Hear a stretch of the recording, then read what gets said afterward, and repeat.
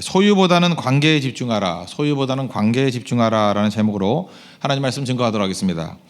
사람들 사는 것을 보면은 행복한 사람이 있고 불행한 사람이 있습니다. 그 분기점이 뭔가 이게 궁금하지 않습니까? 뭐 대개 생각하기를 돈이라고 생각할 때도 있죠. 돈 많으면 행복하고 없으면 불행하다. 또는 뭐 외모일 수도 있고 뭐 건강일 수도 있고 뭐 이렇게 상상할 수 있는 여러 가지가 있습니다. 미래의 가능성 뭐 이렇게 각자 생각하는 것들이 있잖아요. 근데 다 맞는 건 아닌 것 같습니다. 공통점이 있는데 누가 행복을 느끼느냐? 관계가 좋은 사람입니다. 관계만큼 중요한 게 없는 것 같아요. 직장 생활에 만족하는 사람 보면은 직장에서 관계가 좋은 사람이고, 교회 생활에서 만족을 느끼는 사람들 보면은 이 관계가 좋은 사람들이에요. 이 관계만큼 중요한 것은 없다는 것입니다. 신앙도 이렇게 해석할 수 있죠. 신앙이란 게 뭐냐? 하나님과의 관계가 좋아지는 것, 하나님과의 관계가 깊어지는 것입니다. 하나님과의 관계가 좋아지면 나타나는 현상이 있는데 음성을 깊이 듣습니다. 여러분 생각해 보세요. 내가 좋아하는 사람과 깊은 관계에 있는 사람이 얘기를 하면 잘 들립니다. 싫은 사람이 얘기하면 뭔 소리를 해도 듣기가 싫어요. 그러니까 관계가 좋아지면 음성이 잘 들립니다. 그리고 순종의 폭이 깊어지고요. 그리고 일을 해도 어렵지 않고 쉽습니다. 이렇게 마음에 드는 사람하고 일을 같이 하면 지칠 줄 모르잖아요. 그런데 뭐 별거 아닌 일도 마음에 맞지 않는 사람하고 일하면 힘들어지는 것이 있기 때문에 그렇습니다. 똑같은 얘기예요. 관계가 모든 것을 쉽게 한다. 그래서 하나님과의 믿음에 있어서는 깊은 믿음 가져야 되고 관계에 있어서는 깊은 관계를 가져야 된다는 것입니다. 오늘 그걸 보여주는 단서가 있는데 1절에 보니까 보배로운 믿음 이런 표현이 있습니다. 너희들은 보배로운 믿음을 가진 자들이다. 2절에 보니까 더욱 많을지어다. 여러분 1절과 2절 사이에 그 2절에 있는 더욱이라는 단어가 굉장히 중요한 거예요. 더욱 무슨 얘기입니까? 믿음이 있으면 더욱 깊은 믿음으로 가라. 관계가 있으면 더욱 깊은 관계로 가라. 2절에도 믿음이 있었어요. 보배로운 믿음. 이건 firm faith, 굳건한 믿음 이렇게 말할 수 있어요. 근데 굳건한 믿음이 시작이라 그러면 사도 바울이 원하는 건 뭐냐면 흘러넘치는 믿음, overflowing faith. 이렇게 흘러넘치는 거. 그걸 충만이라 그러죠. 충만한 믿음. 깊은 관계로 가기를 원하시고 또 깊은 믿음으로 들어가기를 원한다는 것입니다. 오늘 성경을 보니까 깊어지기 위해서 필요한 건 뭐냐면 아는 거래요. 알입니다. 그래서 2절 보니까 하나님과 우리 주 예수를 알므로 그랬죠. 알아가야 깊어진다는 것입니다. 이 그리스 단어를 보면요. 안다라는 단어가 그노시스라는 단어인데 그노시스.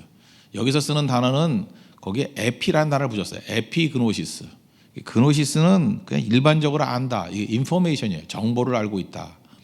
이 에피그노시스 그러면 전체를 다 안다. 체험적으로 안다. 이런 뜻으로 사용을 하는 겁니다. 그러니까 하나님을 체험적으로 깊이 알아가는 거예요. 우리 체험적 신앙 그러잖아요. 그게 깊어지는 거예요. 그게 꼭 필요하다는 것입니다.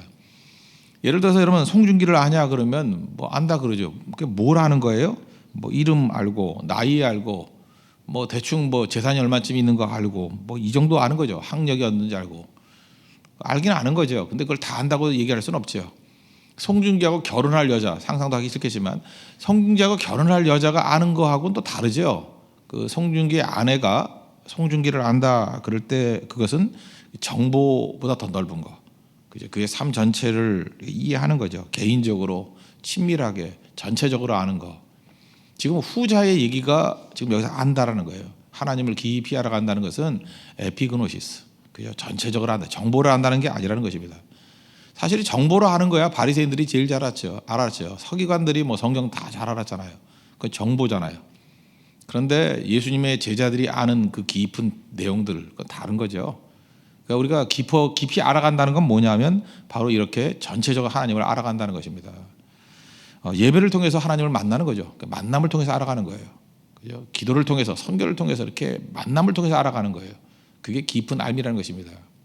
그런 알미 있는 우리 믿음의 종 되기를 바랍니다.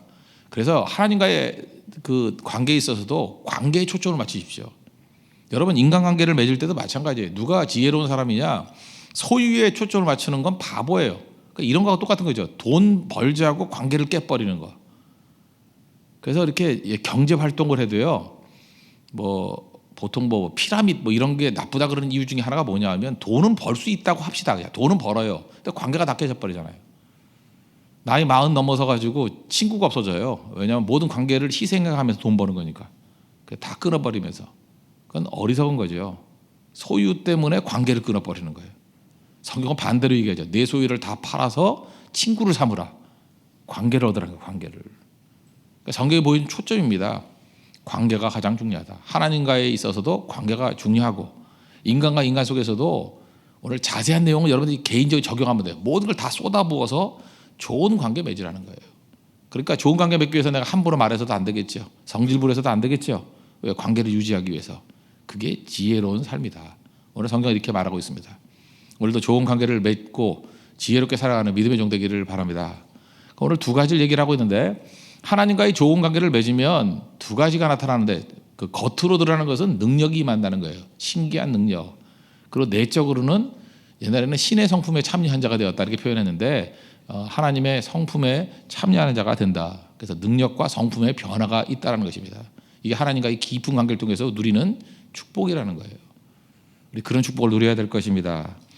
첫 번째 우리가 신기한 능력이라고 되어 있죠. 3절 보십시오. 그의 신기한 능력으로 생명과 경건에 관한 모든 것을 우리에게 주셨으니. 그러니까 하나님과 깊은 관계를 맺으면 주님께서 신기한 능력, divine power, 신기한 능력, 신적인 능력을 우리에게 주신다는 것입니다. 근데 그 내용이 뭐예요? 생명에 관한 것, 경건에 속한 모든 것을 누릴 수 있는 능력이라는 거예요. 이건 생명이죠. 영을 살리는 능력. 이 능력이 임하게 되면 일단 내가 살아납니다. 그리고 이 능력이 있어야만 우리가 접하고 우리가 사역하는 대상들을 살릴 수 있다는 거예요. 이게 신기한 능력이에요. 이 능력이 없으면 어떤 일이 벌어지느냐? 바삭바삭 마릅니다. 메말라가는 거. 생기가 없고요. 마치 에스겔서 47장에 나오는 마른 뼈 같은 모습이 있다는 거예요. 마른 뼈, 그죠? 감사도 없고 감격도 없고 그냥 화석화된 믿음 이렇게 갖는다는 것입니다. 근데 신기한 능력이 임하게 되면 그때부터 살아나기 시작해요. 이 능력을 사용하고 사용해도 메마르지 않죠. 우물 같아요. 우물이 퍼쓴다고 마르는 게 아니잖아요. 쓰면 쓸수록 더 왕성해지는 능력이라는 거예요. 이건 하나님이 주신 능력이에요. 하나님과 연결된 능력입니다. 이 능력이 있어야 된다는 거예요. 하나님과 깊은 교제를 나누게 되면 반드시 신기한 능력이 우리 가운데 임하게 돼요. 이걸 보통 영력, 영빨, spiritual power 이렇게 표현합니다. 이런 게 생긴다는 거예요. 요한복음 15장 5절 보니까 나는 포도나무고 너희는 가지다. 내가 너 안에, 내가 내 안에 있으면 사람이 열매를 많이 맺는다. 그랬죠. 그 다음 예수님 마지막 하신 말씀이 뭐예요?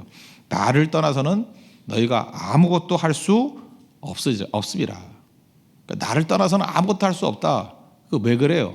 나를 떠나서는 이 신기한 능력이 너에게 전달될 길이 없느니라. 이게 있어야만 반드시 열매를 거두게 된다는 것입니다. 주님께서 이 신기한 능력을 주신다고 약속하셨습니다. 그래서 4절 보니까 이로써 그 보배롭고 지극히 큰 약속을 우리에게 주사 그랬죠. 약속으로 주셨어요. 근데 여기서 또 한 가지 중요한 건데 그 약속을 누리는 방법이 뭐냐? 하나님께서 이런 약속을 주셨어. 그래서 와 좋다. 거기서 끝나면 되느냐? 그게 아니라는 거예요. 이 약속은 내게 주셨다라고 영접을 해야 돼요. 이 영접을 해야 된다는 것을 보여주는 것이 고린도후서 1장 20절인데 하나님의 약속은 얼마든지 그리스도 안에서 예가 되니 그런즉 그로 말미암아 우리가 아멘하여 하나님께 영광을 돌리게 되느니라. 여기 보니까 하나님이 주신 약속들이 우리에게 뭐가 된다고요? 예가 되고 또 우리가 어떻게 된다고요? 아멘 해야 된대요. 그때 내게 된다는 거예요. 그래 약속이 굉장히 많이 있잖아요. 많은 약속에 대해서 아멘 한다는 게 무슨 뜻이에요? 영접한다는 뜻이에요. 그렇습니다. 내게 옵니다. 그러니까 반응이 되게 중요한 거죠. 어떤 사람은 백날 얘기를 해봐도 그건 내게 아니야. 잠깐 이렇게 빈정대고 삐딱하게 나가는 사람들이 있잖아요. 그 이스라엘 백성들이 그러다 망했잖아요. 그러다가 수없이 많은 약속을 받았음에도 불구하고 하나도 누리지 못해요. 그 엉뚱한 사람들이 다 누리잖아요. 이유가 뭐예요? 예, 아멘 이게 없기 때문에 그래요. 아멘은 영접한다는 거예요. 영접하는 자. 영접해야 됩니다. 이게 내게 이루어질지어다 라고 영접하면 그때부터 이것이 다 내 것이 된다는 것입니다. 여러분 신기한 능력이 여러분에게 임한 걸 믿습니까? 아멘. 그리고 있는 걸 가지고 누릴 줄 알아야 된다는 것입니다. 이게 신기한 능력이에요. 예수님과 깊은 관계를 맺으면 깊은 믿음에 들어가면 이런 신기한 능력, 영적인 능력이 우리 가운데 임하게 된다. 그리고 두 번째로는 우리 내적인 거예요. 내적으로 성품이 변한다. 신성한 성품. 그 4절 하반절을 보니까 너희가 정욕 때문에 세상에서 썩어질 것을 피하여 신성한 성품에 참여하는 자가 되게 하려 하셨느니라. 옛날에 개혁 한금팔이 더 멋있는 것 같아요. 신의 성품에 참여한 자가 되었다. 신의 성품, 하나님의 성품에 참여하는 자가 되었다는 것입니다. 두 가지 성품이 있어요. 썩어질 본성이 있고 신성한 성품이 있어요. 하나님 앞에서 깊은 교제를 나누면 이런 신성한 성품이 우리에게 주어지게 된다는 것입니다. 이런 얘기를 해요. 나쁜 남자라느니 이런 얘기를 많이 하더라고. 우리 교회는 나쁜 남자들이 많다느니 뭔 뜻인지 모르겠어요. 제가 하여튼 확실한 건 뭐냐면 세상에 착한 남자는 없습니다. 나쁜 남자가 아니라 그냥 남자다, 그 얘기가 똑같은 거예요. 예수님 안에서만 성품이 바뀌는 거예요. 결혼식을 하는데 그 여자 꼬마아이가 엄마한테 묻더라는 거예요. 엄마, 신부를 보니까 신부는 흰 드레스를 입었네요. 왜 흰 드레스를 입는 거예요? 이렇게 물었다는 거예요. 왜 그러시오? 그랬더니 아마 서양에서는 흰 드레스가 그 행복의 상징인가 보죠. 행복의 상징이기 때문에 그래. 행복한 사람은 흰색 컬러를 입어. 오늘이 제일 행복한 날이잖아. 이렇게 대답했다는 거예요. 그러니까 이 아이가 또 궁금해서 또 묻더라고요. 그럼 왜 옆에 있는 신랑은 검은색으로 입었어? 그랬더니 엄마가 이렇게 얘기하는 거예요. 이제부터 시작될 불행을 암시하는 것이란다. 이렇게 얘기. 예, 이걸 보면 알 수 있듯이 좋은 남자 하나도 없어요. 다 나쁜 남자인데, 그죠? 이 사람이 이게 알잖아요. 만나 보면은 겉으로는 다 사랑하고 좋은 것 같이 보이지만 본성으로 들어가면 다 문제가 있다라는 거. 인간이 남자나 여자나 다 똑같은 거 아닙니까? 근데 이게 언제 변화되냐? 예수 안에서 변화가 된다는 거예요. 근데 여러분 지금 다 예수님 믿는 분 아니에요? 예수 믿으면 싹 변화가 되던가요? 이게 혁명적인 변화가 일어나면 좋겠는데 이게 우리 노력으로 되던가요? 내가 이제 노력하니까 오늘은 5% 배터리 충전되듯이 오늘은 5% 신의 성품에 참여하고 10%, 20% 이제 나는 50% 정도 신성한 성품에 참여했어. 이렇게 말할 수 있냐는 거예요. 없다라는 거예요. 그러면 이게 도대체 뭐하고 비슷한 건가 생각해 보니까 노력으로 되는 거 아닙니다. 우리가 하나님의 성품으로 변화되는 성화의 과정이라도 이 성화의 과정은 이거하고 비슷한 것 같아요. 여러분들 한번 따라해 보세요. 성경 말씀의 지시인데 옷 입는 기분으로 살아가는 거예요. 옷 입는 기분으로. 옷을 오늘 입고 왔죠. 특별히 여자분들이 남자보다 더 심할 것 같은데 자기 기분에 따라서 옷을 입잖아요. 옷 입는다고 내 본질이 변해요? 안 변해요. 근데 옷은 쉽게 입을 수 있잖아요. 옷 입듯이. 이게 어디에 나와 있냐 하면은 에베소서 4장에 나와 있는데 에베소 4장 22절, 24절 그 내용까지 보면은 이런 거예요. 옛사람을 벗어버리고 옷에 관한 얘기죠. 옛사람이라는 옷이 있으면 이게 나는 아니라는 거예요. 그죠? 이게 옷이 있으면 그냥 벗어버리라는 거예요. 벗어버리고 저는 얼마 전까지 청바지 입고 다녔잖아요. 그죠? 이렇게. 근데 청바지 벗어버리고 옛사람 벗어버린 거예요. 그 다음에 24절 보니까 의와 진리와 거룩함으로 지으심을 받은 앞에 다 잘라버리고 하여튼간에 새 사람을 입으라. 새 사람이 되라고 말하지 않고 너무 멋진 표현인 것 같아요. 새 사람을 입으라. 옷 입듯이 새 사람을 입어버리라는 거예요. 무슨 얘기예요? 의라는 것은 내가 만든 게 아니라는 거예요. 누가 만들었어요? 예수님이 이게 기성복을 다 만들어 놨어요. 예수님이 의라는 거, 진리라는 옷을 다 만들어 놨어요. 그 우리는 어떻게 하면 되죠? 그냥 입어버리는 거예요. 옷 입듯이. 그럼 이거 어떻게 살아가야 되냐면 우리가 하나도 겸손하지 않잖아요. 그럼 겸손의 옷을 입어버리는 거예요. 나 이제 겸손해요. 그죠? 그래서 겸손하게 이제 행동하는 거야. 겸손의 옷을 입었으니까. 지금 넥타이 메고 양복 입었잖아요. 이제는 껄렁껄렁 안 되잖아요. 여기서 이제 말씀 증거하잖아요. 목사의 옷을 입은 거예요. 그렇게 살라는 거예요. 그죠? 난 사랑의 옷을 입었어요. 이제는 사랑해야 돼요. 사랑의 옷을 입었으니까. 군인들 같으면 군복 입었잖아요. 그럼 군인 되는 거 아니에요? 이제 군인의 옷을 입은 거예요. 군인 되는 거예요. 그게 옷 입듯이. 그래서 우리는 예수 그리스도로 옷 입는 거예요. 그리스도의 옷을 입는 거예요. 이걸 이제 C.S. 루이스는 뭐라고 표현했냐면 간주하다라는 거예요. 나 그렇다고 간주하는 거. 그죠? 이렇게 의롭다고 간주하는 거예요. 그렇게 살아가는 거예요, 인생은. 잘 보니까 신앙생활을 잘하면서 믿음의 성장이 있는 사람들 보면은 신앙생활을 옷 입듯이 해. 예를 들어서 당신은 이제 주일 성수하는 사람입니다. 예, 주일 성수 옷을 입는 거야. 그리고 살아요. 그냥 순종이 그걸 딴 사람은 순종이라 그러는데 그 사람은 옷을 입는 거예요. 잘 살아가는 거예요. 어떤 사람은 리더라는 옷을 입혔어요. 그랬더니 자 리더로서 행동을 해요. 리더의 옷을 입었으니까. 그게 신앙생활이에요. 나는 믿자마자 11조 해야 됩니다. 11조 옷을 입은 거예요. 그래서 어렵지 않게 해요. 나 11조 왜 옷을 입었으니까 11조 하는 거예요. 그냥 옷 입듯이. 여러분들 신앙생활이니까 옷 입듯이 하는 거예요. 이게 어려운 게 아니라는 것입니다. 그렇게 살아가는 것, 그게 주님께서 원하는 모습이다. 이게 성품이에요. 신의 성품을 입은 자가 된 거예요. 입은 자. 오늘도 우리 그리스도로 옷 입는 믿음의 종 되기를 바랍니다. 그러면 생각보다 어렵지 않아요. 그리고 능력이 임한다는 거예요. 잘 이해가 안 되신다 그러면 이런 얘기를 한번 더 해볼까요? 빌리 그레함 목사님 계시죠? 그 사모님이 루스라는 분인데, 루스 그레이함, 이분한테 물었대요. 항상 이게 너무 훌륭한 목사님 옆에는 또 훌륭한 사모님 계시잖아요. 근데 궁금하잖아요. 저 맨날 저런가 하고. 물었더니 뭐 역시 인간은 인간이잖아요. 그죠? 가까이 보면 약점 많고 정말 다 한다 그러면 당신들 목사는 인정도 안 해줄 거야. 뭐 이런 얘기를 했대요. 그죠? 근데 어떻게 그렇게 남편을 잘 섬기면서 그렇게 훌륭한 사역을 잘 임했느냐 그랬더니 그 루스 사모님의 이 태도가 참 좋은 것 같아요. 빌리 남편이죠. 남편을 변화시키는 것은 하나님의 일이래요. God's job. 하나님의 일이래. 남편을 변화시키는 것, 빌리를 변화시키는 것은 하나님의 일이고 내 일은 빌리를 남편을 사랑하는 것이다. 저는 이 내용을 보면서 이게 옷 입는 거하고 똑같은 것 같아요. 되게 이렇게 생각이 많거나 욕심이 많은 사람들이 변화도 안 되고 남에게 피해를 되게 많이 줘요. 왜냐하면 자기가 하나님이거든. 그러니까 내 뜻대로 돼야 돼요. 내 뜻대로 안 되니까 짜증나는 거야. 근데 신앙생활은 옷 입듯이 하는 거라니까요. 그러니까 이 루스 사모님은 어떻게 산 거예요? 그냥 빌리 그레함의 아내로서의 옷을 입은 거예요. 아내가 할 일이 뭐예요? 사랑하는 거. 아내라는 옷을 입고 나는 그냥 남편을 사랑하면 돼.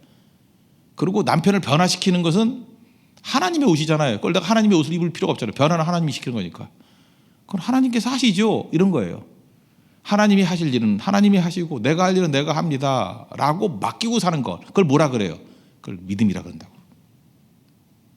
그렇다면 이거 뭐 이런 식으로 한다고 적용할 게 얼마나 많아요. 목사도 마찬가지죠. 목사의 옷만 입으면 돼요. 성도들이 해야 될 일이 뭐예요? 물론 사랑해야죠. 섬겨야죠. 희생해야죠. 뭐 이런 건 해야죠. 그런 옷을 입고 그 다음에 해야 될 일이 뭐예요? 하나님 말씀을 선포하는 거예요. 그리고 성도를 위해서 기도하고 그것만 하면 돼요. 그거 넘어서면은 그때부터 이제 병나기 시작하는 거죠. 왜 이런가 하고. 변화는 누가 하는 거예요? 그건 하나님의 일이에요. God's job. 하나님의 잡이에요. 마이 잡은 뭐예요? 그냥 하라는 거 하는 거예요. 말씀 증가하면 말씀 증가하고 기도하라면 기도하고 사랑하라면 사랑하고. 그러면 다른 사람에게 굉장히 매력적으로 다가와요. 부담으로 다가오는 게 아니고. 되게 뭐 히스테리라든지 무슨 뭐 노이로자라든지 하여튼 뭐 이렇게 병적인 거로 다가오는 사람들을 보면은 그 도를 넘어서요. 옷을 입은 게 아니라 자기가 들고 흔들라 그래요. 막 짜내려 그래요. 그게 문제가 된다는 거예요.